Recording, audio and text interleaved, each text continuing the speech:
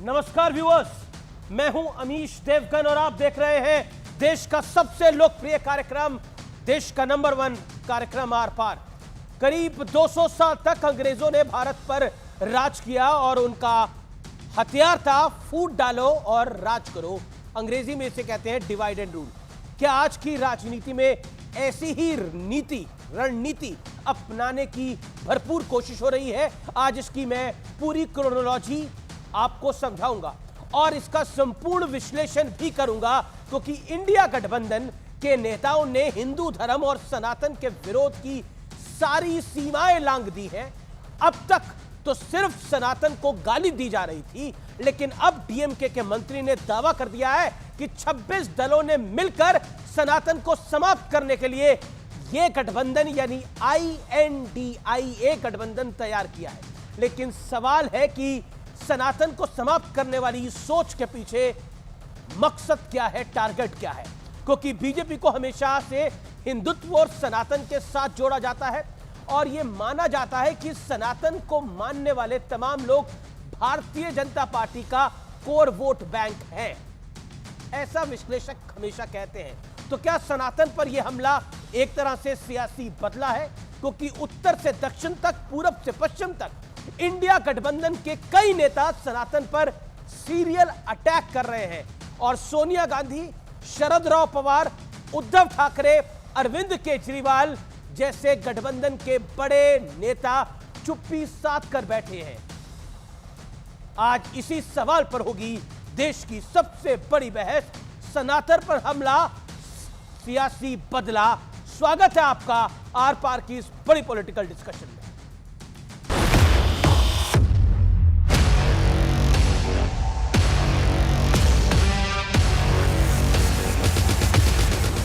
मुद्दा अलग अलग बयानों का नहीं, चूंकि डीएमके के एक मंत्री ने पूरी कहानी खोल कर रखी। उनका कहना है कि 26 दलों का इंडिया गठबंधन सनातन धर्म के सिद्धांतों के खिलाफ लड़ने के लिए बना है। இந்தியா எங்களுக்குள் கருத்து வேறுபாடுகள் இருக்கலாம், ஆனால் இந்த சனாதனத்தை எதிர்க்க வேண்டும் என்பதிலே யாருக்கும் எந்த வேறுபட்ட கருத்தும் இல்லை. இதிலே இருப்பவர்கள் எல்லாம் சமத்துவத்தை உருவாக்க வேண்டும், மத இன சிறுபான்மை சமுதாயத்தை காப்பாற்ற வேண்டும், ஆண் பெண் சமத்துவத்தை காப்பாற்ற வேண்டும். இந்த சமூக சிந்தனையோடு இந்த पोनमुडी का यह बयान आते ही कांग्रेस की एक विधायक उनके समर्थन में खड़ी हो गई। बिल्कुल सही उन्होंने बयान दिया है। जिस तरीके से 9 वर्षों में सनातन धर्म के नाम पर मोदी मेड संविधान को लागू करने की कोशिश की जा रही है, जो कि बिल्कुल सही नहीं है।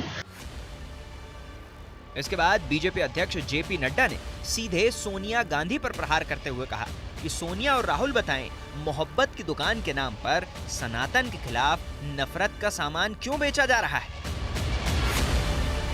सोनिया गांधी जी खामोश क्यों है आप?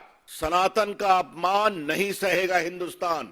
जो सनातन के विरोध में बात करेगा, उस हर बोलने वाली शब्द बोलने वाली जबान को हम खींच करके बाहर निकाल देंगे। जो सनातन की तरफ आंख उठा करके देखेगा, उस उठने वाली हर एक आंख को हम उंगली डाल करके आपको बाहर निकाल देंगे। मिस्टर शेखावत जो कैबिनेट मिनिस्टर हैं, वो जो जबान बोल रहे हैं वो आतंकवादियों की जबान है, आंख निकालने और हाथ काटने की बात कर रहा है। इससे पहले उदयनिधि स्टालिन से लेकर ए राजा तक सनातन पर जहर उगल चुके हैं और कांग्रेस अध्यक्ष खरगे के बेटे उनका समर्थन कर चुके हैं। सनातन धर्म को लेकर जो एक INDIA यानी ये जो इंडिया अलायंस है, इसके एक बड़े गठबंधन पार्टनर उदयनिधि स्टालिन ने जो सनातन धर्म को लेकर शब्द बोले हैं, क्या आपको लगता है this is a planned strategy? जो उन्होंने अटैक किया ये तो बहुत ही अनफॉर्चुनेट एंड कंडेमनेबल है। साथ में ये कहा कि जैसे HIV बीमारी होती है, जैसे वो डेंगू होता है और उसको हटाना चाहिए। यार बात क्या कर रहे हो? इसमें ब्रेन डैमेज लगता है मुझे इन लोगों में, वाकई में ब्रेन डैमेज लग रहा है। कि जिसने सनातन धर्म को कुष्ठ रोगी बोला है वो कुष्ठ रोग का सुख भोगे, जिसने सनातन धर्म को एड्स बोला है वो एड्स का सुख भोगे, जिसने सनातन धर्म को मलेरिया और डेंगू बोला है वो मलेरिया और डेंगू का कष्ट वो सुख भोगे। इसी बीच बीजेपी के हिंदुत्व पर सवाल उठाने वाले राहुल गांधी पर भी बीजेपी ने तीखा हमला किया है। मानसरोवर यात्रा के लिए गए, जाकर वो मीट खाया, उसके बाद गए, जिनको पता ही नहीं कि धर्म क्या होता है। लेकिन आज सबसे बड़ा सवाल है कि क्या सनातन पर प्रहार इंडिया गठबंधन की सोची समझी चाल है? आज इसी पर होगी देश की सबसे बड़ी बहस। सनातन पर हमला, सियासी बदला। और अब वक्त है आर पार के सुप्रसिद्ध विश्लेषण का। आइए देखते हैं मैजिक स्क्रीन के ऊपर सनातन पर सीरियल अटैक की क्रोनोलॉजी का विश्लेषण। मैं एक एक करके आपको तमाम बातें बताऊंगा। रणनीति नंबर 1 यानी पहली रणनीति, श्री राम चरित्रमानस को दलित विरोधी बताने की चाल। जगदानंद सिंह, नाम सुनिए, चंद्रशेखर, स्वामी प्रसाद मौर्य पहले मैदान में उतरते हैं और फिर उसके बाद दूसरी रणनीति आती है यानी स्ट्रैटेजी नंबर 2, हिंदू धर्म पर सवाल उठाया गया। कहा गया कि ज्यादातर मंदिर पहले बौद्ध मठ थे, यहां तक कि बद्री विशाल के मंदिर को बौद्ध मठ कहा गया। किसी ने कोई विरोध नहीं किया।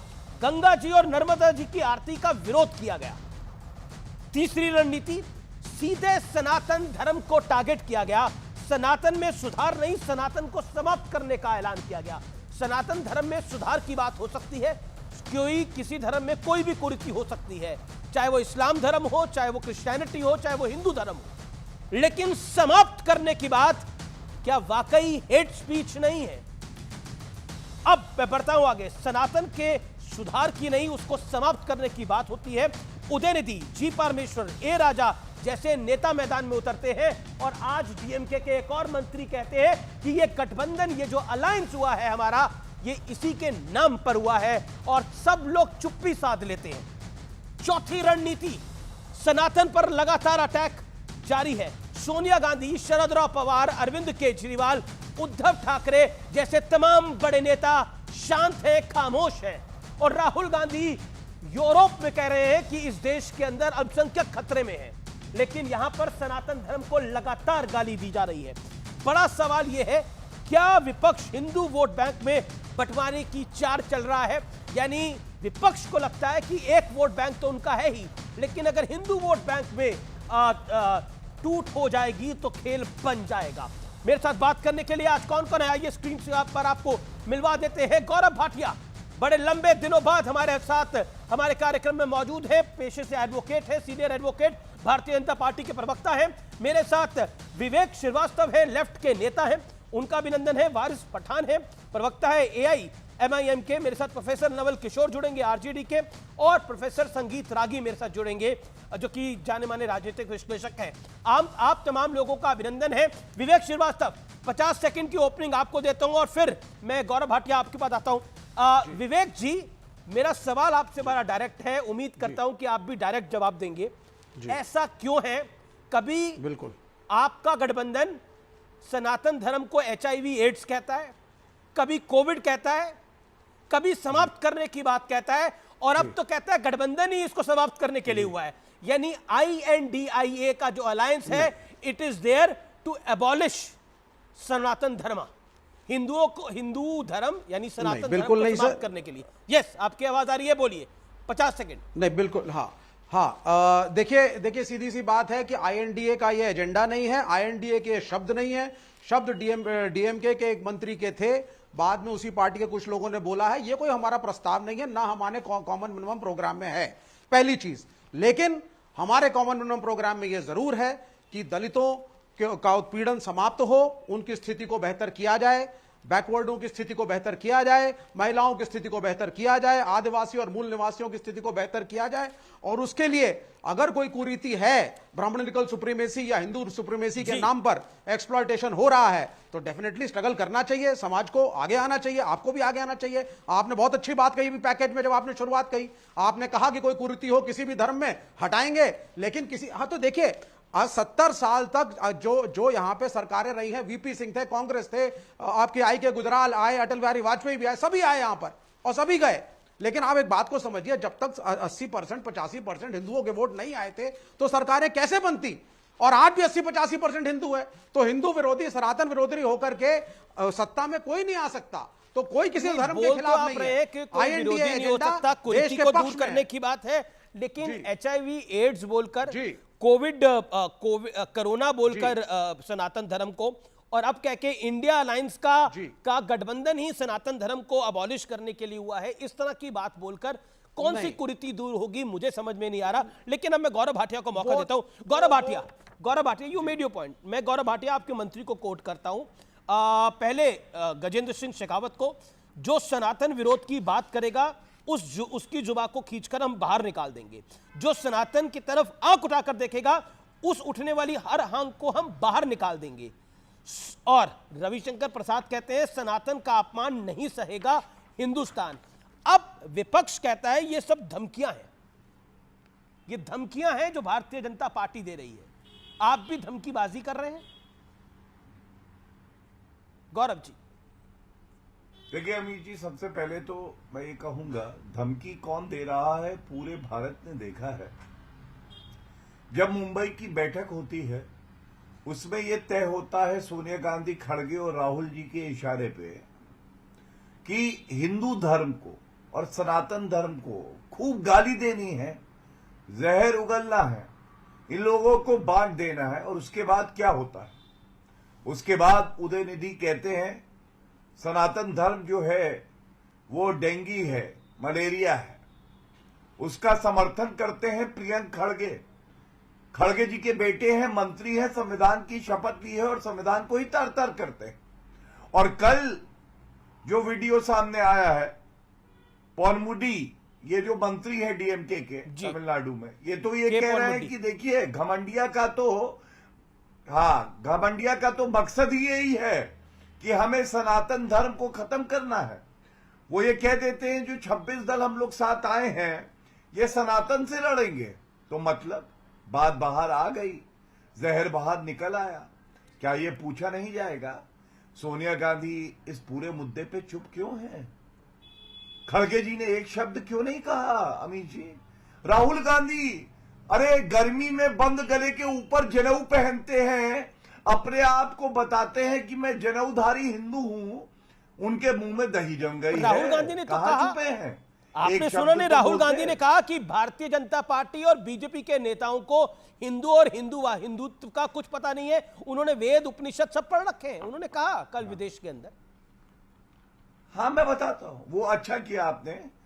वो राहुल गांधी जब विदेशी धरती पर जाते हैं तो वो जहर उगलते हैं भारत के खिलाफ, क्योंकि चीनी वायरस उनके दिमाग में आ जाता है और चीन की तारीफ करते हैं और वो कोसते हैं हिंदू धर्म को और कहते हैं कि सिखों और मुसलमानों को मारो, ये हिंदुत्व सिखाता है। लेकिन बड़ी बात, राहुल गांधी ने कौन सा धार्मिक ग्रंथ पढ़ा है, कौन सी गीता पढ़ी है कि वो शिवराज पाटिल को सिखा दी? शायद शिवराज पाटिल ने एक बयान दिया था, भगवान कृष्ण ने जिहाद सिखाया है अर्जुन। अमीर जी आप बताइए, भगवत गीता में जिहाद ले आए केवल तुष्टीकरण की राजनीति करने के लिए।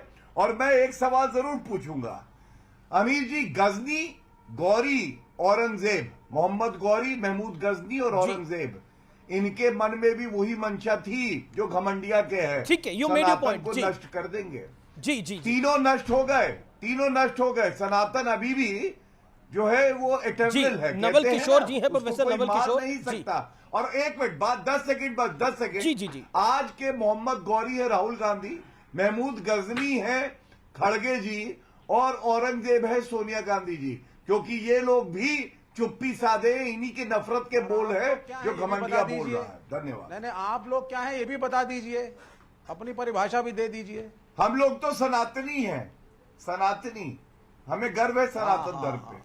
बिल्कुल। अरे हम तो भगवान कृष्ण के भी नहीं है जो सीख है। आप हिंदू सुप्रीमेसिस्ट हैं, वायलेंट नेचर के। आप वायलेंट नेचर के हिंदू सुप्रीमेसिस्ट हैं। चीन, आप वायलेंट नेचर के ब्रह्मंडिकल सुप्रीमेसी में विश्वास करने बोला वाले भी नहीं था। आप तो लेनिन की अवतार है, लेनिन। जब आप इतना, अरे मतलब भारतीय सेना खून मांग रही थी और आप कह रहे थे हम चीन के सैनिकों को देंगे। नहीं, ऐसा कुछ इससे बड़ी नफरत की बात क्या हो सकती है? सभी दल पेट्रियोटिक हैं, इसको समझिए। ठीक है, मैं प्रोफेसर नवल किशोर के पास जाता हूं। अरे आप तो बिल्कुल भी नहीं है जी, आप तो बिल्कुल भी नहीं है। अच्छा ठीक है, कौन नहीं है कौन है, मैं उस विषय पर बात में आऊंगा। लेकिन प्रोफेसर नवल किशोर, एक शॉर्ट क्वेश्चन और शॉर्ट जवाब, डीएमके बड़ी पार्टी है या छोटी पार्टी है? डीएमके बड़ी पार्टी है या छोटी पार्टी है आपके अलायंस की? नहीं, महत्वपूर्ण घटक दल है। यहाँ पर गैर बराबरी नहीं है, बराबरी का है। जो भी 28 दल हैं वो लोग बराबरी पे हैं, और इस तरह की कोई बात नहीं है कि बड़े दल और छोटे दल। वो तो भाजपा को नजर आता है कि उसके अलावा कोई दल ही नहीं है। एक विशाल दल है, एक विशाल संगठन है, एक विशाल नेता है, पूरे विश्व का, देश का ही नहीं। यहाँ पर जो भी दल है वो एक मुद्दे पे आई है कि पिछले 10 साल से इंडिया, दैट इज भारत, को परेशान बर्बाद करने का जो ठेका ले लिया है भारतीय जनता पार्टी। जो कीचड़ में कमल खिलती थी वह आग में कमल खिलाकर पूरे देश में, चाहे मणिपुर हो, चाहे मेवात हो, आप देखिएगा कि यह तमाम तरह की कोशिशें करके लोगों को भरमाया है, भड़काया है, और कम्युनलाइज करके सोसाइटी को वो पूरे देश में शासन करने का प्रयास करिए। उसके खिलाफ में जब से गठबंधन बना है, वो चाहे नेता हो, चाहे कार्यकर्ता हो, चाहे प्रवक्ता हो, सबको लगता है घमंडिया है। अरे गौरव भाटिया, घमंड के निर्माता, निर्देशक और प्रोड्यूसर तो भारतीय जनता पार्टी है। वो तो सवाल भी नहीं सुनती है। उनके खिलाफ में अगर कोई सवाल पूछ दो तो सारे एजेंसियों को लगा देती है। वो चाहे टीवी हो तो टीवी का स्क्रीन काला कर देगी। देखिए, यह लोकतंत्र है और लोकतंत्र में बोलने की आजादी है। सनातन धर्म के अगर पूरे इतिहास को देखिएगा तो हमेशा कुरीतियों के खिलाफ में बोलने वाले लोग रहे हैं, बोलते रहे हैं। वो चाहे जाति के सवाल पे हो, गैर बराबरी के सवाल पे हो। आपने अपनी वक्तव्य को अगर रख लिया तो मैं बात करूं। एक second Gaurav Bhatia, hold on. आपने बोला कि सबको बोलने की आजादी है और क्यों नहीं होनी चाहिए, भारत में लोकतंत्र है तो सबको बोलने की आजादी है। इससे ज्यादा आजादी कहां मिलेगी जहां पर सनातन धर्म को HIV एड्स बोला जाए? इससे बड़ी आजादी कहां मिलेगी जहां सनातन धर्म को डेंगू, मलेरिया, कोरोना जैसी बीमारी के साथ उसकी तुलना करी जाए? इतनी आजादी कहां मिलेगी जहां बोला जाए सनातन धर्म को हम समाप्त कर देंगे? और इतनी आजादी भी कहां मिलेगी कि हमारा गठबंधन ही सनातन धर्म को समाप्त करने के लिए हुआ है? अब इससे ज्यादा आजादी क्या चाहिए? इससे ज्यादा आजादी तो यही हो सकती है, सनातन धर्म समाप्त हो जाए, कहानी खत्म हो जाए और फिर आजादी आजादी है फिर तो। अब इससे ज्यादा आजादी क्या होगी? मतलब आप कहते हैं कि बोलने की आजादी होनी चाहिए। नूह हिंसा हुई, मैं मानता हूं उसके अंदर बीजेपी का दोष होगा, उनकी सरकार का दोष होगा। मैंने मनोहर लाल खट्टर से और बीजेपी से सवाल पूछे। मणिपुर हुआ, हमने गृह मंत्री अमित शाह से सवाल पूछे, देश के प्रधानमंत्री से सवाल पूछे। मैं पूछ रहा हूं, सनातन धर्म को समाप्त करने की बात आपके अलायंस का एक पार्टनर नहीं कर रहा, कई लोग सिलसिलेवार तरीके से कर रहे हैं। क्या आपको लग रहा है कि इट इज योर गेम, यही आपकी गेम है जो आपको 24 जितवाएगी? क्योंकि पॉलिटिकल पंडित कह रहे हैं कि सही दिशा में जा रहा है इंडिया का गठबंधन, क्योंकि अगर वो सनातन धर्म में जातियों में बांटने में कामयाब हो जाएगा तो बीजेपी का आना नामुमकिन हो जाएगा इस बार। पॉलिटिकल पंडितों ने ये आर्टिकल्स लिखे हैं कई अखबारों में, कई वेबसाइट्स में, कि जो गेम इंडिया गठबंधन खेल रहा है वो बीजेपी की समझ से अब बाहर होती जा रही है, क्योंकि वो गेम इतना बड़ा है कि उस गेम का मतलब यह है कि अगली बार इंडिया गठबंधन की 250 होगी और बीजेपी को 200 पे रुकना पड़ जाएगा, क्योंकि ये गेम खेल के आप ओबीसी और दलित को अलग कर दोगे और बाकी खेल हो जाएगा। यानी आपका एजेंडा क्लियर है, ये आपका एक पॉलिटिकल प्लान हो सकता है, लेकिन ये किसी और धर्म के साथ उतनी आजादी, जिस आजादी की सर आप बात कर रहे थे, उतनी आजादी किसी और धर्म के साथ, उतनी लिबर्टी किसी और धर्म के साथ ना कोई ले सकता है ना कोई दे सकता है। बोलिए अब आप प्रोफेसर साहब, आपको मैं बड़ा लर्नेड व्यक्ति मानता हूं अपनी पार्टी में, that is why I asked this question to you.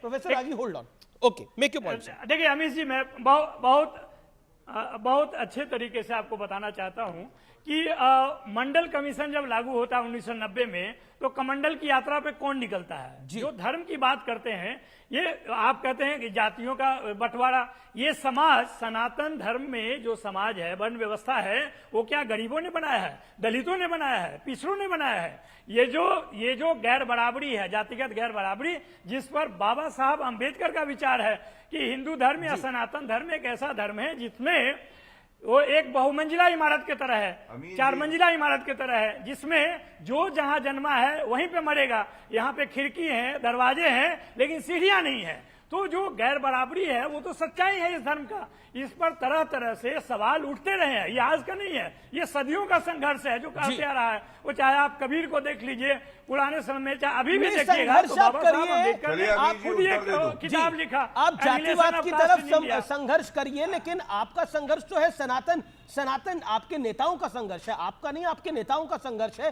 वो कह रहे गठबंधन का भी संघर्ष सनातन के खिलाफ है। गौरव भाटिया, ये पॉलिटिकल खेल है और इस पॉलिटिकल खेल में उन्हें लगता है 80%, 85% वोटों में जब बंटवारा हो जाएगा और 20 तो हमारा है ही, तो खेल बिगड़ जाएगा आप लोगों का। अमीश जी, बस एक पॉइंट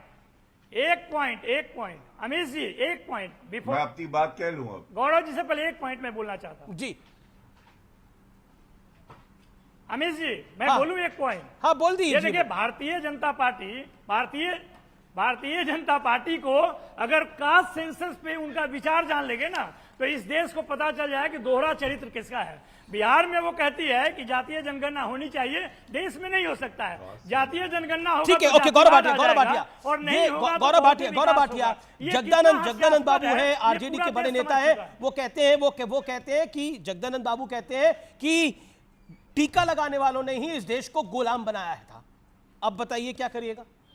नहीं अमीर जी, देखिए उन्होंने अमीर जी देखिए, एक है सेकंड, क्या, गौरव भाटिया। चारा घोटालों से, ढोंगा पंडित चारा सब यही काम कर रहे घोटाले हैं। वालों समाज को से बांट रहे हैं, और देश को उम्मीद बांट रहे हैं। शांत कराइए। ढोंगा पंडित बोलते हैं, मैं कह रहा हूं ढोंगा जी, शांत पंडित बोलते हैं, कराइए। ढोंगा मौलवी भी बोल दीजिए, ढोंगा पंडित, ढोंगा मौलवी भी बोल दीजिए, ढोंगा पादरी भी बोल दीजिए। अरे जिस धर्म पंडित के ही हैं, ढोंगे हो गए हैं उसी क्या में इस देश के उसमें अंदर? बोलने वाले लोग हैं, बोलते हैं। नहीं बोलिए ना फिर। ओके, ढोंगा पंडित ही हो रहा है, ढोंगा मौलवी और ढोंगा पादरी नहीं हो रहा। अरे मेरा जिस मानना है कि धर्म क्यों से हम हमारा संबंध किसी है, किसी उसके के धर्म कुरीतियों को, के विषय किसी में की बोलेंगे जाति ना। को इस तरह से ढोंगा बोले, इसलिए ओके।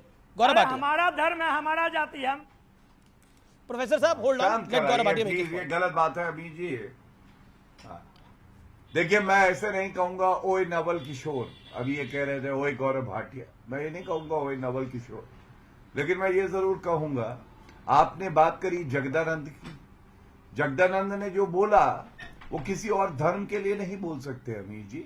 और आप याद करिए, शिक्षा मंत्री चंद्रशेखर, हमने एक चर्चा भी करी थी, उन्होंने कहा कि रामचरितमानस जो हमारे लिए पावन और पवित्र है, उस धार्मिक ग्रंथ को जला देना चाहिए। और आपको मालूम है ये किसकी शय पे हुआ? जब तेजस्वी यादव से आप जैसा एक निर्भीक पत्रकार पूछा कि भाई ये बोले हैं चंद्रशेखर, तो उन्होंने कहा कौन, कब बोला, मुझे तो पता ही नहीं चला। अरे चलो, तब नहीं पता चला, अब जब बोले हैं उदय स्टालिन तब तो पता चला, जब प्रियंक खड़गे बोले तब तो पता चला, जब खड़गे जी खुद बोले, मेरे हाथ में देखिए, सनातन अगर मोदी जी जीतेंगे तो सनातन का राज हो जाएगा। सनातन से इतना डर क्यों? क्या ये बोल सकते हैं जी कि अगर घमंडिया आई या मुस्लिम पार्टी कांग्रेस आई तो मुसलमानों का राज हो जाएगा? और आपने बिल्कुल सही कहा, हम लोग सहिष्णु हैं, इनकी हिम्मत पड़ती है इस तरह के अनर्गल बयान देने की, हम लोग कानून में आस्था रखते हैं। वरना कन्हैया के साथ क्या हुआ था बताइए? गुस्ताखे रसूल की एक ही सजा, सर तन से जुदा, सर तन से जुदा। एक शब्द बोल दीजिए दूसरे ग्रंथ के लिए तो चले जाते हैं, रोड पे पत्थर मारते हैं, पुलिस की वर्दी फाड़ देते हैं, लोगों के गले काट देते हैं, और तब ये सारी ब्रिगेड घमंडिया की चुप बैठी रहती है।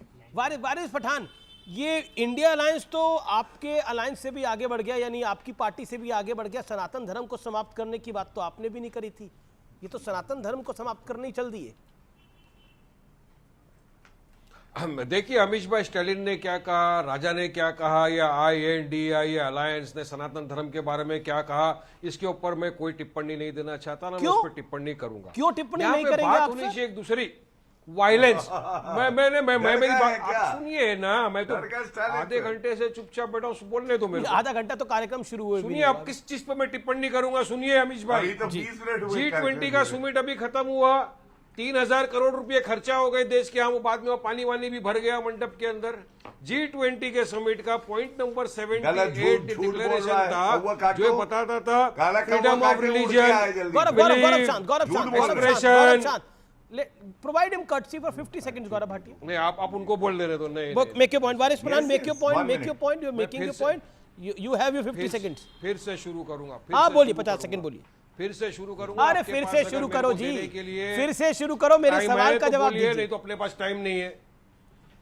हाँ, आप मुझे बोलने देंगे तो मैं बोलूंगा, नहीं तो अपने पास भी टाइम नहीं है। नोट्स में पढ़ा, इंदर यार बेकार की बातें कर रहा है। बात नंबर 1, राजा ने क्या बोला, स्टालिन ने क्या बोला, INDI के अलायंस ने क्या बोला, सनातन धर्म के ऊपर मैं उस पर कोई टिप्पणी नहीं करूंगा, मैं उस पर कुछ नहीं बोलना चाहता हूं।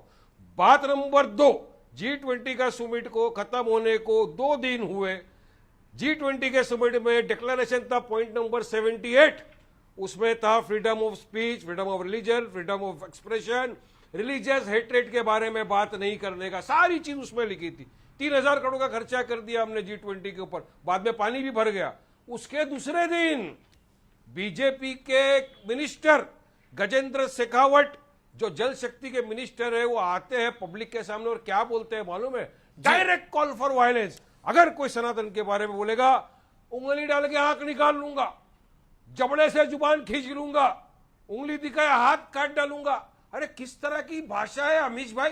Direct call for violence, direct violation of point number 72 of the declaration G20 summit का, और सब खामोश, कोई कंडेमनेशन नहीं। मुझे कोई खुशी निंदा आप नहीं इस कर विषय रहा। पर बोले, क्यों? क्या उनके लेकिन खिलाफ अब एक्शन आपने नहीं एक होना चीज बोला, चाहिए? मुझे खुशी आप इस अगर विषय पर बोले, ये बात- लेकिन सनातन अगर धर्म का, वारिस पठान सनातन बोलता- धर्म को खत्म सुनिए, करने की सुनिए, बात कर अमीश रहे हैं, भाई, सनातन सुनिए, धर्म को सुनिए। धोखा देने की जो बात कर रहे हैं, उस विषय अरे पर क्या अमीश कहना है? भाई, that is direct call of violence of Hindu.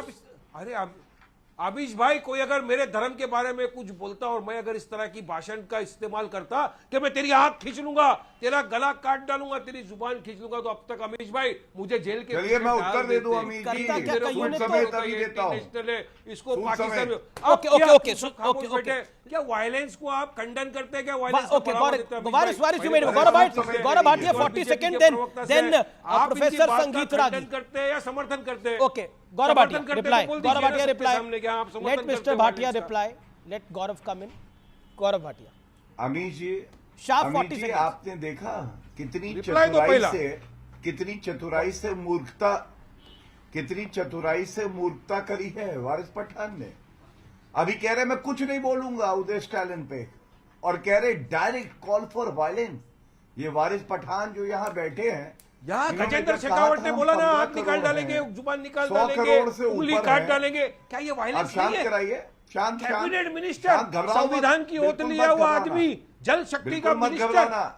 उसके खिलाफ वारिस आवाज नहीं, पठान, घबराओ खंडन मत, नहीं, अभी भी वायलेंस शांत डायरेक्ट कराइए। सुप्रीम वारिस कोर्ट का वारिस जजमेंट वारिस है। Waris please. Waris allow him Direct 40 seconds. action। आपको उन्होंने अलाउ करा अपनी बात को रखने के लिए। मैंने आपको, उन्होंने जब रोका तो उनको मैंने टोका। Let him make his point for 30 second. Professor Ragi is waiting patiently. Okay, Gaurav Bhatia. मैं डायरेक्ट कॉल फॉर वायलेंस का उदाहरण देता हूं। सबसे ज्यादा नफरत बोलने वाली पार्टी मुस्लिमीन, AIMIM। वारिस पठान ने खुद कहा 15 करोड़ हैं, 100 करोड़ पे भारी है। वो होता है डायरेक्ट कॉल फॉर वायलेंस।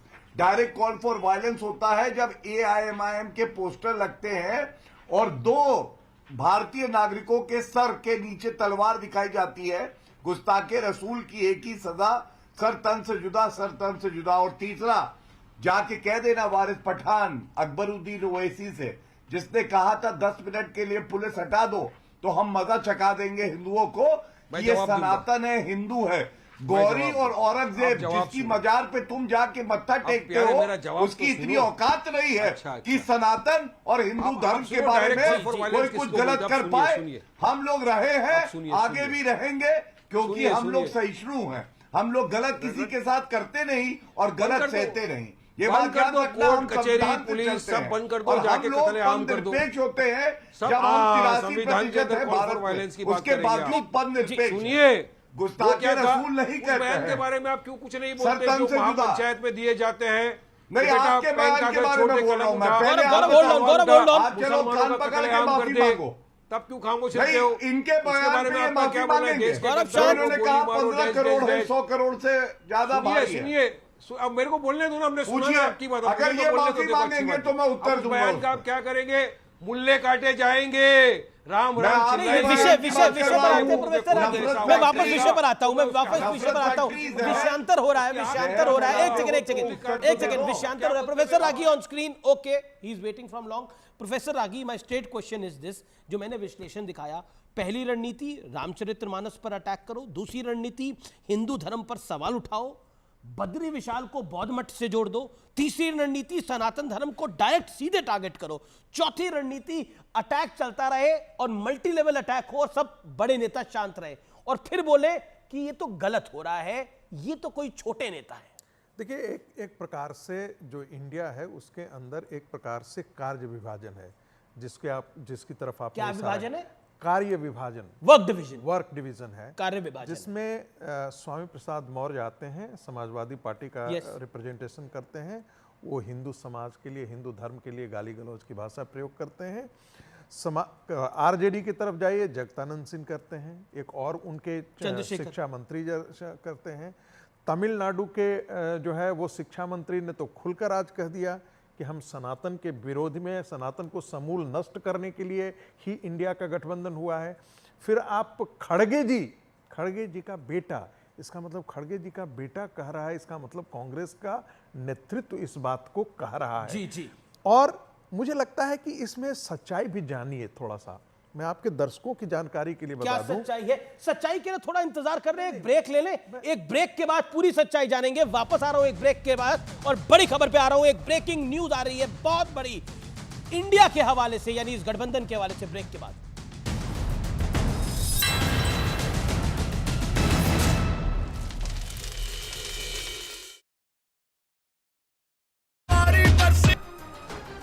जो पूरे देश का, बिहार का नेतृत्व तो कर ही रहे हैं, पूरे देश का नेतृत्व करने के लिए आज खड़ा है। ललन सिंह के इस बयान के बाद INDIA गठबंधन में एक बार फिर PM पद पर बाकी दलों की दावेदारी का सिलसिला शुरू हो सकता है। चंद्रयान से चांद को छूने और सूरज की तपिश को नापने के लिए आदित्य L1 को भेजने के बाद अब भारत समंदर में गहराइयों के छिपे रहस्यों को उजागर करने का मिशन शुरू करने वाला है। इसके लिए भारत मिशन समुद्रयान बहुत जल्द शुरू करने वाला है, जिसकी तैयारी चेन्नई के national institute of ocean technology में जोर शोर से चल रही है। केंद्रीय मंत्री किरेन रिजिजू ने ट्वीट कर इस मिशन से जुड़ी तस्वीरें पोस्ट की हैं, जिनमें से एक वीडियो में वो एक सबमर्सिबल में बैठे नजर आ रहे हैं। इस समुद्रयान का नाम मत्स्य 6000 रखा गया है। किरेन रिजिजू को इस सबमर्सिबल की खासियत के बारे में वैज्ञानिक एक एक बात समझा रहे हैं। दरअसल समुद्रयान परियोजना भारत का पहला मानव युक्त समुद्री मिशन है। इसके तहत एक सबमर्सिबल पनडुब्बी 3 लोगों को लेकर समुद्र की गहराई में 6000 मीटर यानी 6 किलोमीटर गहराई तक जाएगी, जहां उस गहराई में मौजूद संसाधनों और समुद्री जीवों का अध्ययन किया जाएगा। मराठा आरक्षण पर सर्वदलीय बैठक के बाद महाराष्ट्र के मुख्यमंत्री एकनाथ शिंदे ने एक बड़ा ऐलान कर दिया। ये कहा है कि जालना में मराठा आरक्षण के लिए आंदोलन कर रहे लोगों पर दर्ज सभी मुकदमे तत्काल वापस लिए जाएंगे, जिसके बाद मराठा आरक्षण की मांग कर रहे लोगों की सरकार से नाराजगी थोड़ी कम हो सकती है। सीएम ने बताया कि सर्वदलीय बैठक में सभी दलों ने मराठा आरक्षण दिए जाने पर सहमति जताई है और मौजूदा आरक्षण व्यवस्था में बिना किसी फेरबदल के इसे लागू करने पर भी सहमति बनी है। इस मीटिंग में पूरी तरह सकारात्मक चर्चा हुई है, एक अच्छा वातावरण हुआ है। यही नहीं, आंदोलनकारियों पर लाठीचार्ज करने वाले पुलिसकर्मियों पर एक्शन लेते हुए सरकार ने 3 अधिकारियों को निलंबित भी कर दिया। आतंकी संगठन TTP यानी तहरीके तालिबान पाकिस्तान ने खैबर पख्तूनख्वा के चित्राल में पाकिस्तानी सेना के एक कैंप पर कब्जा करने का एक वीडियो जारी किया। कुछ रोज पहले इस आतंकी संगठन ने पूरे चित्राल पर कब्जा करने का दावा किया था, जबकि पाकिस्तान ने TTP के इस दावे को नकार दिया। इसके बाद इस आतंकी संगठन ने सबूत के तौर पर एक वीडियो जारी किया, जिसमें उसके लड़ाके चित्राल इलाके में मौजूद पाकिस्तानी सेना के एक कैंप में दाखिल होते और वहां कब्जा करते नजर आए। TTP के आतंकी तबाह हो चुके पूरे कैंप में घूमते दिखे। इस दौरान कुछ लड़ाके दीवार पर बने पाकिस्तान के झंडे पर पत्थर मारते भी दिखाई दिए। TTP का दावा है कि उसके इस ऑपरेशन में पाकिस्तान की सेना के 40 से ज्यादा सैनिक मारे जा चुके हैं। अफगानिस्तान ने पाकिस्तान पर उसके एक ट्रक को जलाने और उसमें बैठे लोगों को प्रताड़ित करने का आरोप लगाया। जिस ट्रक को जलाया गया वो अफगानिस्तान से पाकिस्तान के रास्ते भारत आ रहा था और आरोप है कि पाकिस्तान के बलूचिस्तान में उसे आग के हवाले कर दिया गया। इस घटना पर अफगानिस्तान के विदेश मंत्रालय ने कड़ी नाराजगी जताई और पाकिस्तान को गंभीर अंजाम भुगतने की चेतावनी दी। तालिबान ने दावा किया कि तोरखम बॉर्डर पर हुई फायरिंग और चित्राल पर आतंकी संगठन TTP के हमले से पाकिस्तान बौखलाया हुआ है और इसी वजह से वो जानबूझकर अफगानिस्तान के कारोबार को निशाना बना रहा है। जबकि पाकिस्तान का आरोप है कि TTP के आतंकी तालिबान के इशारे पर हमले कर रहे हैं। और वहीं G20 शिखर सम्मेलन में आए राष्ट्राध्यक्षों से प्रधानमंत्री मोदी की अलग ही पर्सनल बॉन्डिंग दिखाई दी। कोई उनके साथ सेल्फी लेता नजर आया तो कोई उन्हें गले लगाता दिखाई दिया। इसका एक वीडियो भी अब सामने आया, जिसमें प्रधानमंत्री मोदी अलग अलग देशों के प्रमुखों से बेहद अपनेपन के साथ मेलजोल बढ़ाते दिखे। सामने आए वीडियो में अमेरिका के राष्ट्रपति जो बाइडेन मोदी का हाथ पकड़कर उनसे चर्चा करते दिखे, जबकि फ्रांस के राष्ट्रपति इमैनुअल मैक्रोन मोदी के हाथ में हाथ डालकर उनके साथ घूमते नजर आए। वहीं प्रधानमंत्री मोदी को बॉस कहने वाले ऑस्ट्रेलिया के PM एंटनी एल्बनीज ने मोदी के साथ सेल्फी ली। इस दौरान उनकी पत्नी भी उनके साथ दिखाई दी, जबकि इटली के PM जॉर्जिया मेलोनी भी मोदी के साथ खिलखिलाकर हंसती नजर आईं। ब्रिटेन के PM ऋषि सुनक और उनकी पत्नी भी PM मोदी से बेहद आत्मीयता के साथ मिलते नजर आए। और दिल्ली में G20 के सफल आयोजन के बाद भारत मंडपम की अब जमकर चर्चा हो रही है। लेकिन अब जबकि G20 सम्मेलन खत्म हो चुका है तो सबके जहन में ये सवाल उठ रहा है कि आखिर इसका किया क्या जाएगा। क्योंकि सूत्रों के मुताबिक भारत मंडपम ITPO का हिस्सा है, जहां पहले भी कई तरह के प्रोग्राम किए जाते थे, लेकिन G20 शिखर सम्मेलन के बाद इसकी डिमांड बढ़ गई है। जानकारी के मुताबिक इसे 3 महीने के लिए अलग अलग सरकारी कार्यक्रमों के लिए बुक किया जा चुका है। भारत मंडपम की डिमांड बहुत ज्यादा है और इसकी बुकिंग को लेकर काफी डिमांड आ रही है। भारत मंडपम को शंख के आकार में बनाया गया है। 123 एकड़ में फैला ये इलाका फुटबॉल के 26 स्टेडियम के बराबर है। 10,000 लोगों के बैठने वाले इस मंडपम के सामने नटराज की प्रतिमा है, जिसे नहीं हटाया जाएगा। यहाँ के एमपी थिएटर में एक साथ 4,000 लोग बैठ सकते हैं और यही वजह बताई जा रही है कि लोग इसकी बुकिंग के लिए संपर्क कर रहे हैं।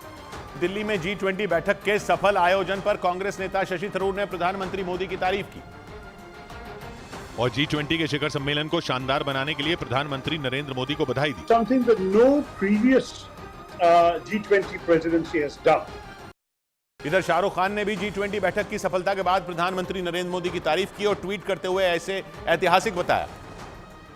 साथ ही इस दौरान उन्होंने प्रधानमंत्री की वसुधैव कुटुंबकम की भावना की तारीफ करते हुए इसे भारत के लिए गर्व का पल बताया।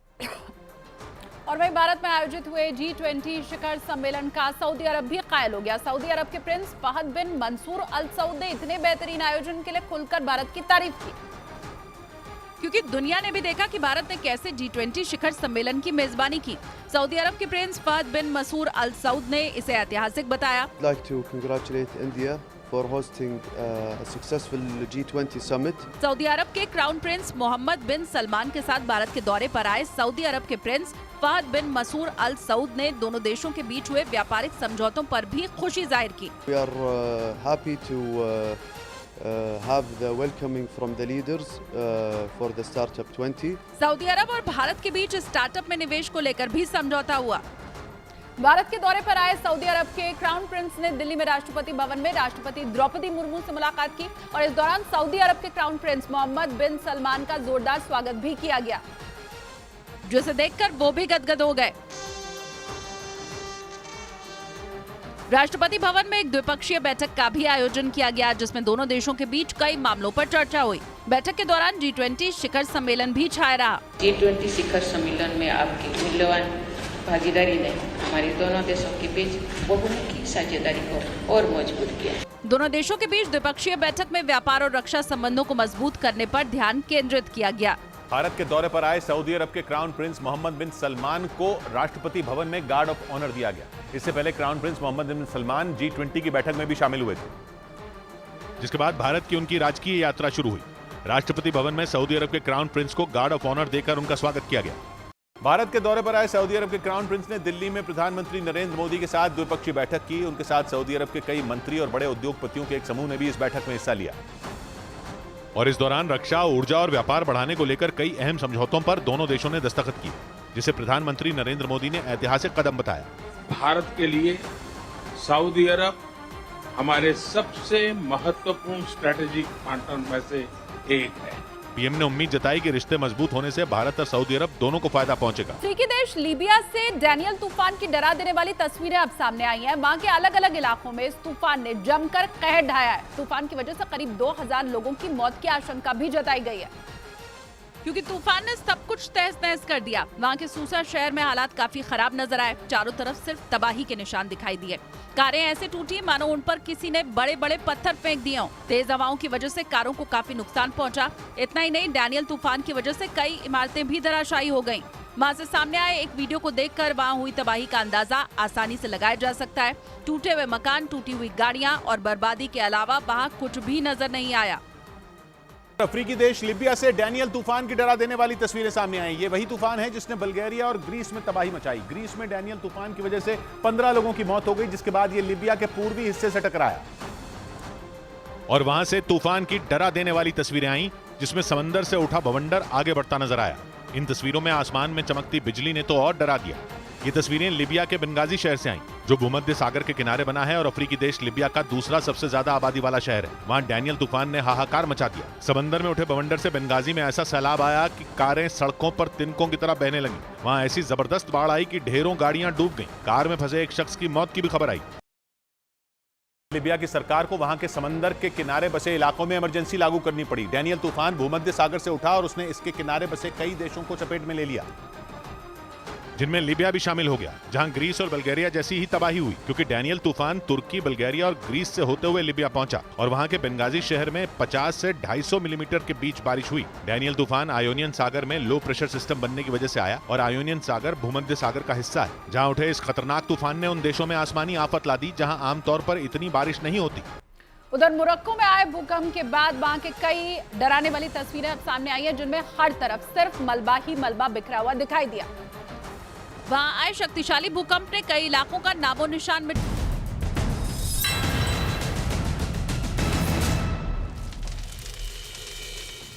वेलकम बैक व्यूअर्स, आप देख रहे हैं इस समय आर पार और बड़ी खबर है इस समय आम आदमी पार्टी के member of parliament Raghav Chadha के हवाले से सनातन विवाद पर आम आदमी पार्टी का बड़ा स्टेटमेंट आया है और वो बड़ा स्टेटमेंट ये है, डीएम के नेताओं पर राघव चड्ढा ने बोला है कि छोटे नेताओं के बयान आधिकारिक नहीं होते। उदयनिधि स्टालिन छोटे नेता है, ये इंडिया का बयान नहीं है। छोटे नेताओं के बयान आधिकारिक नहीं होते, छोटी पार्टियों के बयान आधिकारिक नहीं होते। सनातन विवाद पर आम आदमी पार्टी का ये बड़ा स्टेटमेंट आया है। राघव चड्ढा ने बोला है डीएमके और डीएमके के नेता क्या छोटे नेता हैं, छोटी पार्टी है। प्रोफेसर आगे कंप्लीट योर सेल्फ। करना चाहूँगा, देखिए डीएमके बहुत बड़ी पार्टी है, एक तमिलनाडु जैसे स्टेट पर राज करती है, लेकिन ऐसा करके राघव चड्ढा ने एक तरीके से कांग्रेस पर भी वार कर दिया है। इसलिए मैं ऐसा कह रहा हूँ कि राघव चड्ढा ये जानते हैं, आम आदमी पार्टी जानती है कि कांग्रेस पार्टी के पतन पर ही उनका उद्भव है, वो उनका एक्सपेंशन कांग्रेस के पतन पर है। इसलिए वो कांग्रेस शासित राज्यों की तरफ देख रहे हैं और कांग्रेस चूंकि इसमें लीड नहीं ली, इसको डिफेंड करने मतलब इसकी निंदा करने नहीं आई, ऐसा करके आम आदमी पार्टी ने एक प्रकार से आम आदमी पार्टी का एक और बयान आया है कि राज्यों में हम चुनाव लड़ेंगे, केंद्र में हम साथ रहेंगे, हम लोग साथ रहेंगे, राज्यों में अलग अलग चुनाव लड़ेंगे, खिलाफ चुनाव लड़ेंगे। दूसरा ये भी बयान आया, ऑफिशियल बयान आया है। संदीप पाठक का उनके एक और बिल्कुल दूसरा प्रभारी महासचिव है। दूसरा एक बहुत इंपॉर्टेंट बात बताने जा रहा हूं, चूंकि डीएम की रिलीजन में विश्वास नहीं करता, लेकिन और उसने किया क्या है, सनातन के समूल नाश का एक उदाहरण आप देख लीजिए। तमिलनाडु सरकार ने 1976 से लेकर के जो है 5 लाख किलो सोना हिंदू मंदिरों में जो चढ़ावे और आभूषण के तौर पर देवी देवताओं का था, उसे छीन करके डीमोनेटाइजेशन के तरीके उनको गला करके, और ये मद्रास हाई कोर्ट में उनके तरफ से पिटीशन रिप्लाई फाइल किया हुआ है। 11 करोड़ इंटरेस्ट अमाउंट आता है और उस पर जाता किसके लिए काम है, वो क्रिश्चियनों के वेलफेयर के लिए भी जाता है, वो सारे समुदायों के वेलफेयर के लिए जाता है। यानी हिंदू मंदिरों का पैसा 44,000 टेम्पल्स पर कब्जा किए हुए हैं। उसके बाद उसमें से हजारों मंदिर ऐसे हैं जिनके पास जमीन हुआ करती थी, आज वहां पर पूजा नहीं होती है।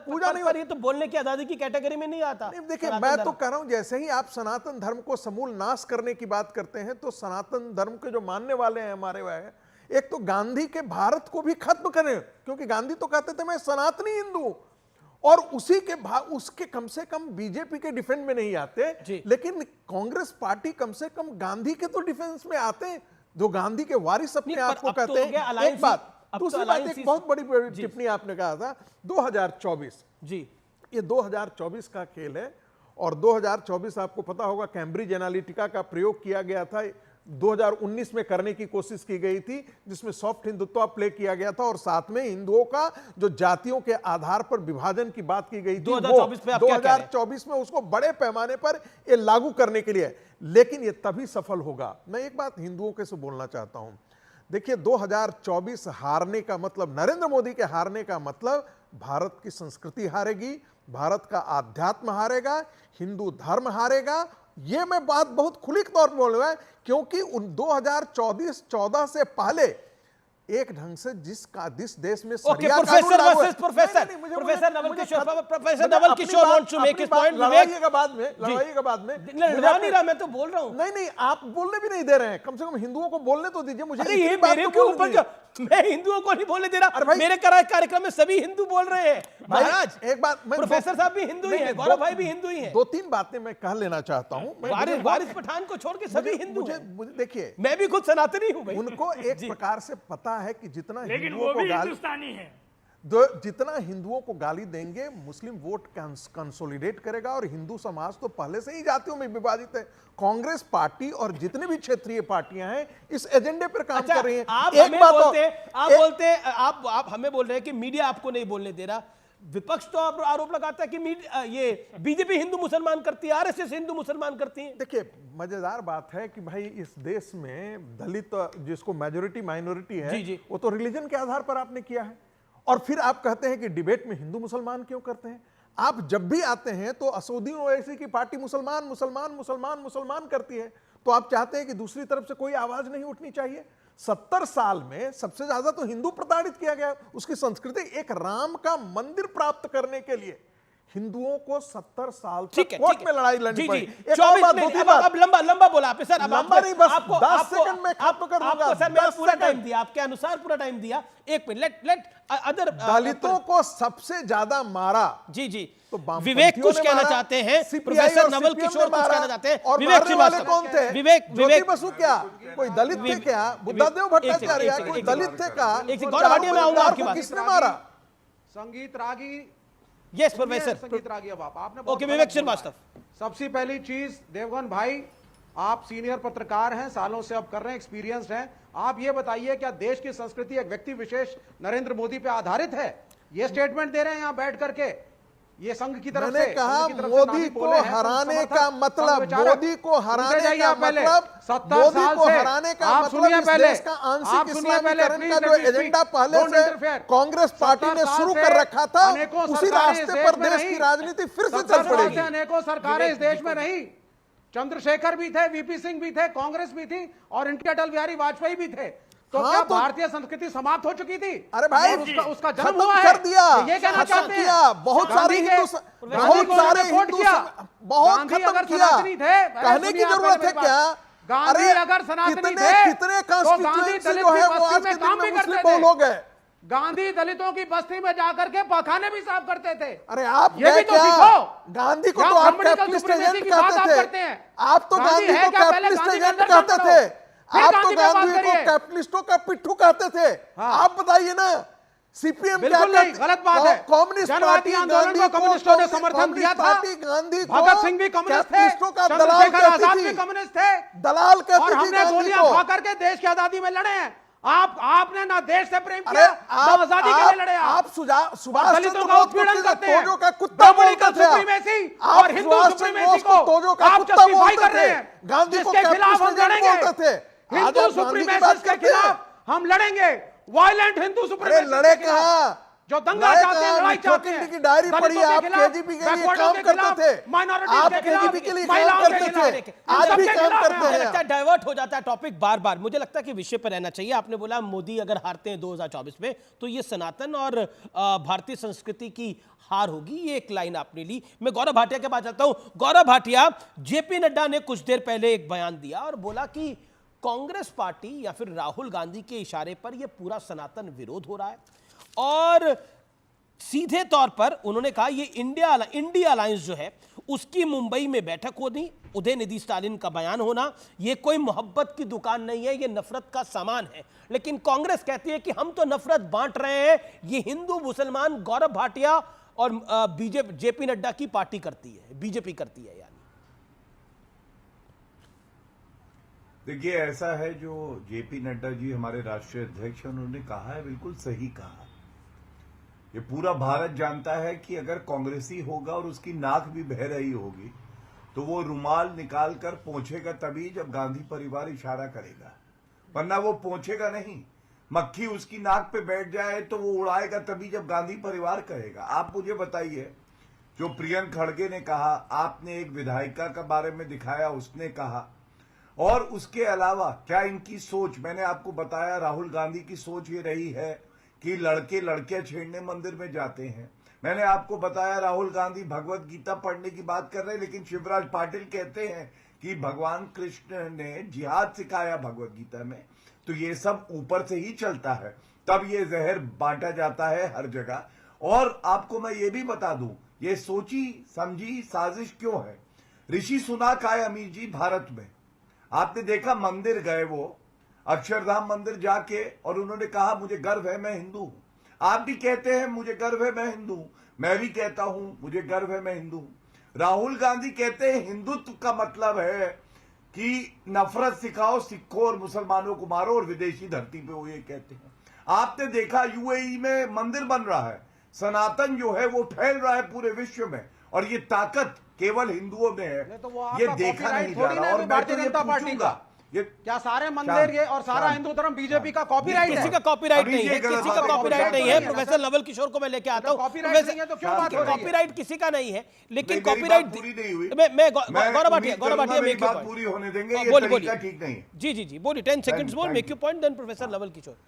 वारिस देखिए भाई रुकिए आप। आज भारत के हिंदू ये पूछ रहे हैं, आज भारत के ये हिंदू पूछ रहे हैं, और बहुत सम्मान से कहता हूं, एक विदेशी नेत्री यहां आती है, वो हिंदू भी नहीं थी, उसको सांसद बनाया, सारा सम्मान दिया। आज बहुसंख्यक हिंदू के खिलाफ जब उसकी पार्टी के नेता अनर्गल बयान देते हैं तो वो चुप क्यों रहती है?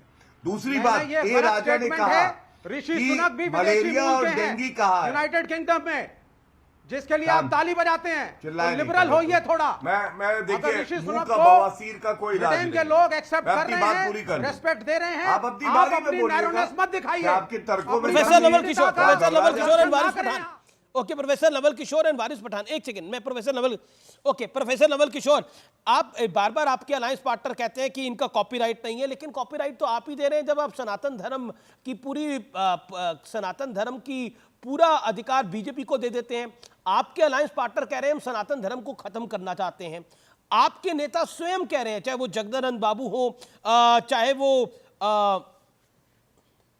बाकी नेता हो, चंद्रशेखर हो, वो खुद कह रहे हैं, जगदानंद सिंह हो, चंद्रशेखर हो, वो खुद कह रहे हैं रामचरितमानस के विरोध में या सनातन के विरोध में।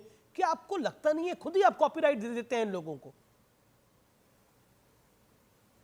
नहीं अमित जी, ये कॉपीराइट देने की बात नहीं है, ये लूटने की बात है। भाजपा जो है वो खंड खंड पाखंड वाली पार्टी है। आप देखिए ना, आरएसएस प्रमुख 2015 में कहते हैं कि आरक्षण की समीक्षा होनी चाहिए, अभी एक सप्ताह के अंदर कहते हैं कि जब तक समाज में भेदभाव रहेगा तब तक आरक्षण जारी रहेगा।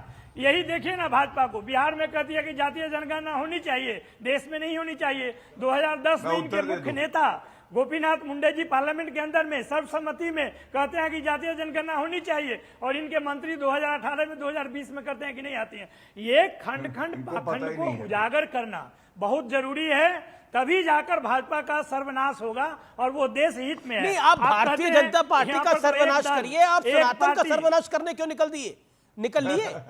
आप भारतीय जनता पार्टी का पॉलिटिकल सर्वनाश करिए, आप सनातन का सर्वनाश करने के लिए निकल दिए। नहीं, हम तो देखिए, हम लोग तो भारतीय जनता पार्टी के राजनीति का खिलाफत करते हैं, किसी व्यक्ति से नहीं है। जो व्यक्ति कहता है, जो दल कहता है कि एक आदमी का ही आधिपत्य होगा, एक दल का ही आधिपत्य होगा, एक संगठन का ही आधिपत्य होगा, हम उसके खिलाफ के ऊपर एक दल का क्या?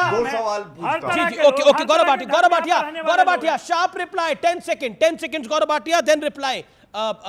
Okay Gaurav Bhatia sharp reply. देखिए, असमानता की बात करते हैं, कहते हैं कि जो पिछड़े समाज से हैं उनको आगे बढ़ाना चाहिए। इनमें से कोई पार्टी नहीं बोलती कि एएमयू में SC/ST रिजर्वेशन होना चाहिए।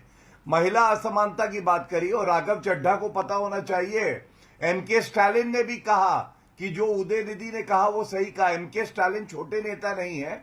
और जब हम इस्लाम में देखते हैं बहु विवाह, 13-14 साल की बच्ची के साथ विवाह करता है कोई विदेशी आके, कॉन्ट्रैक्चुअल मैरिज, और चला जाता है। ट्रिपल तलाक जिसको नरेंद्र मोदी जी ने अपराध बनाया, ये लोग चुप्पी साधे थे, तब असमानता नहीं दिखाई देती। और अगली सरकार 2024 में बहुजनों की होगी, तब देश के बहुजन, देश के बैकवर्ड मूल्यवासी ए राजा से कहो HIV आपको और कुष्ठ रोग किसी और धर्म के लिए बोल पाएंगे लेफ्ट के नेता? ए राजा खूब लड़वाइए हिंदू मुसलमान। अरे राजा का बज गया बाजा, सुन लो, राजा का बजेगा बाजा, जान लो, ढोल जाएगा फट।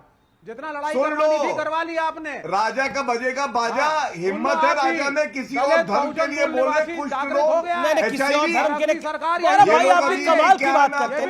नहीं सबको ऑडिट डाउन करिए। गौरव भाई ये गलत बात आप करते हैं। किसी और धर्म के लिए बोल सकते हैं? ये क्या बात कर रहे हैं आप? बोल सकते हैं किसी और धर्म के लिए? क्या बात कर रहे हैं आप? आवाज नहीं निकलेगी किसी के लिए? सनातन धर्म है तो बोल के सारी बोलने की आजादी सब निकल जाती है, लेकिन किसी और धर्म की जब बोलने की बात आती है तो बोलना तो छोड़ो, चू तक नहीं कर पाते। और कोई इतना सा बोल देता है ना, कुछ इतना सा भी कोई बोल देता है तो इतना बड़ा बवाल खड़ा कर देते हैं यहां से लेकर मिडिल ईस्ट तक कि उस व्यक्ति को ये विक्टिम नहीं, ये उस व्यक्ति को अपराधी बना देते हैं।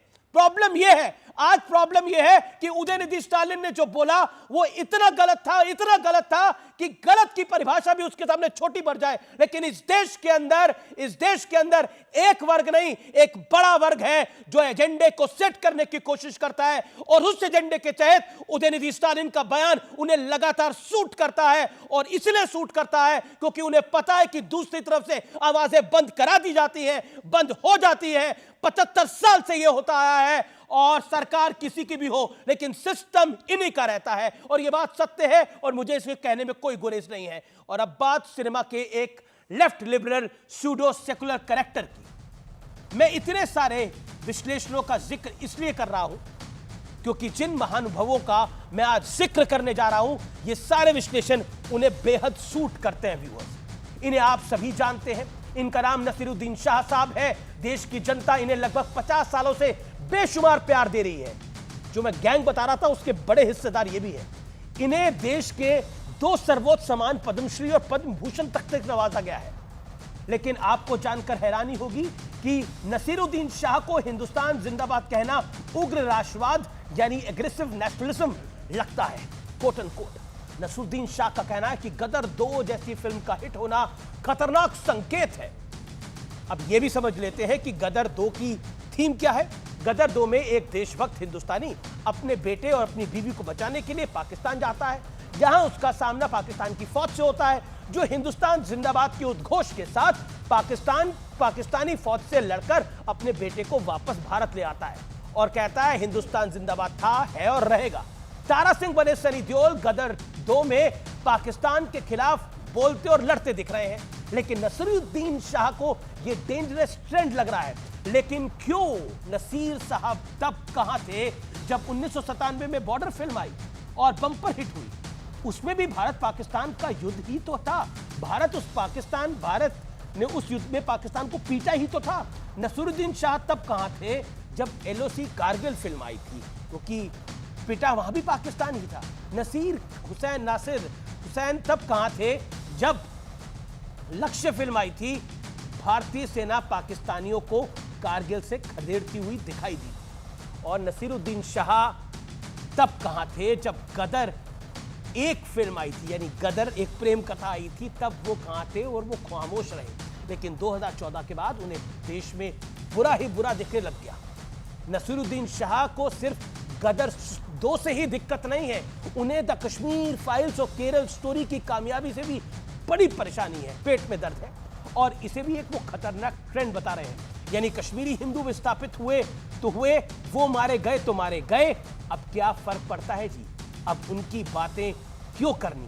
केरल में धर्मांतरण का खेल चलता रहा तो रहा, क्या फर्क पड़ता है? उसकी बात की करने की भी क्या जरूरत है?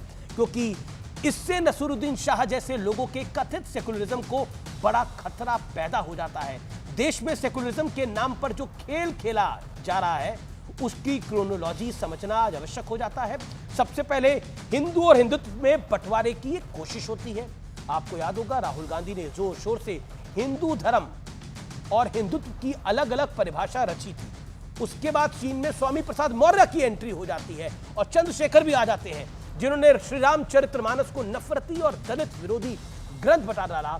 स्वामी प्रसाद मौर्य ने तो हिंदुओं पर सीरियल अटैक करते हुए यहां तक दावा कर दिया कि बद्रीनाथ धाम पहले बौद्ध मठ था, और इसके बाद हिंदू विरोधी झंडा MK स्टालिन का बेटा उदयनिधि स्टालिन उठा लेता है। उदयनिधि स्टालिन और आगे बढ़ते हैं और कहते हैं सनातन धर्म, मेरा और आपका सनातन धर्म डेंगू, मलेरिया, कोरोना जैसा है और उसको खत्म करने की बात की जाती है, तो डी राजा ने सनातन धर्म को HIV, एड्स और कुष्ठ रोग जैसा बता दिया। वहीं ए राजा, माफ करिए, वहीं मल्लिकार्जुन खड़गे के सुपुत्र और कर्नाटक में मंत्री प्रियांक खड़गे ने भी उदयनिधि के सुर में सुर मिलाते हुए हिंदू धर्म को भेदभाव वाली बीमारी के समान बता डाला।